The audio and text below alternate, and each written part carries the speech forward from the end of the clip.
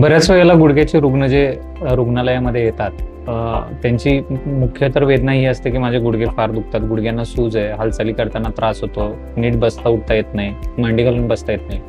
पण बऱ्याच वेळेला पाहण्यात असं होतं की साधारणतः 80% वेळेला हे असं असतं की जरी त्यांचं दुखणं प्रायमरी गुडघ्याचं दिसत असलं तर ते गुडघ्याचं नसून ते मणक्याचं असतं. ते कसं, तर मणक्यामध्ये L4, L5, S1 चौथा आणि पाचवा मणका आणि माकड हाड यामध्ये जी चकती असते त्यामध्ये काही डिजनरेटिव्ह चेंजेस होऊन आपल्या सायटिक नावाची एक नर्व असते, ती नर्व कॉम्प्रेस झाल्यानंतर सायटिका नावाचा आजार बऱ्याच वेळेला रुग्णांना झालेला असतो. म्हणजे ते थोडंसं तिरकं चालतात, आयुर्वेदामध्ये त्याला गृध्रसी असं म्हणतात. आणि पाय ओढले जाऊन नंतर तसंच स्ट्रक्चर पायाचं बनतं, बोईंग ऑफ लेग्स म्हणतो आपण धनुष्यबाणासारखं. आणि त्याच्यामुळे गुडघ्यातली ठेवण ही पूर्णपणे बदलली जाते आणि गुडघ्यामध्ये झीज ही जास्त प्रमाणात वाढत जाऊन गुडघेदुखी होते.